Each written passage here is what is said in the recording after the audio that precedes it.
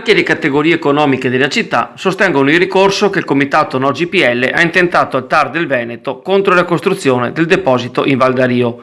Dopo l'annuncio dell'appoggio da parte dei pescatori in assemblea e dell'associazione che raggruppa le darsene da diporto, arriva oggi quello degli albergatori di Sottomarina e dell'Ascot, che unisce concessionari balneari.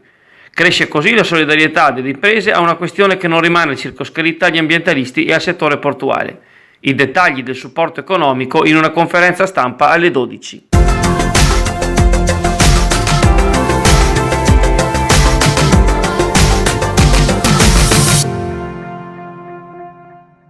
Si parlerà anche di GPL nella seduta del Consiglio Comunale convocata per oggi alle ore 16:30.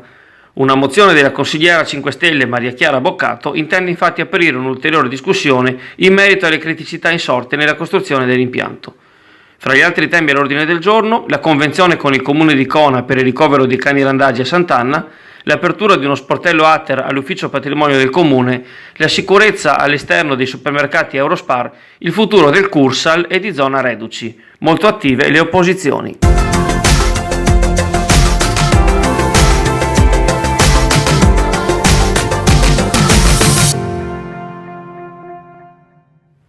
Ancora riguardo l'avvertenza GPL, il comitato cerca di finanziarsi anche attraverso l'organizzazione di serate ed eventi, come quello di domani sera al Dancing Caraibi sulla curva del lungomare a Sottomarina, dove dalle ore 20:30 i volontari faranno il punto riguardo lo stato dell'arte verso il dibattimento del ricorso al TAR.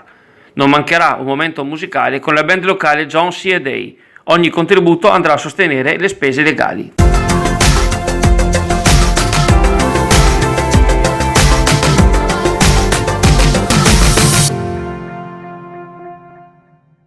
Prestigioso riconoscimento per la rivista Chioggia di Studi e Ricerche, giunto ormai al numero 50.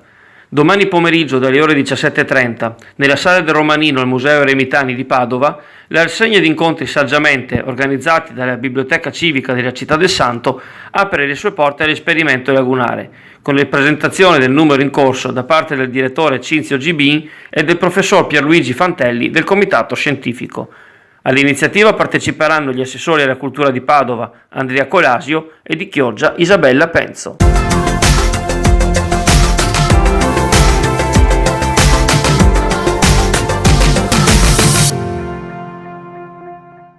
Ciao amici, buongiorno e bentrovati all'appuntamento meteo di questa giornata. Dunque alta pressione di nuovo in sella, anzi in gran spolvero con potenziali piuttosto elevati, che intende strutturarsi e mantenersi tale ancora per qualche giorno. Ovviamente abbiamo qualche serie di cambiamento tra venerdì, sabato e domenica, nel senso che le correnti si orienteranno nuovamente a Bora, quindi a venti settentrionali un pochino freschi, garantendo di fatto un accumulo di nuvolosità ma con qualche piovasco qua e là, ma nulla di più. Quindi sostanzialmente alta pressione che si potenzia e va avanti per la sua strada.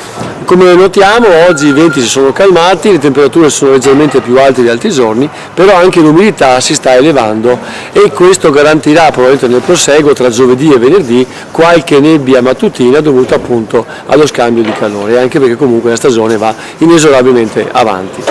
Dunque per ciò che riguarda la giornata odierna, simile a ieri, temperature che si orienteranno approssimativamente dai 21 ai 23 gradi, quindi notevoli per il periodo, con clima decisamente secco.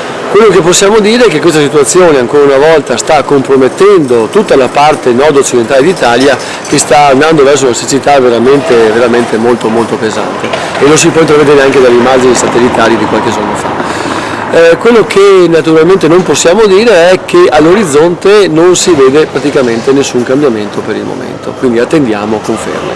Ciao a tutti e buona giornata.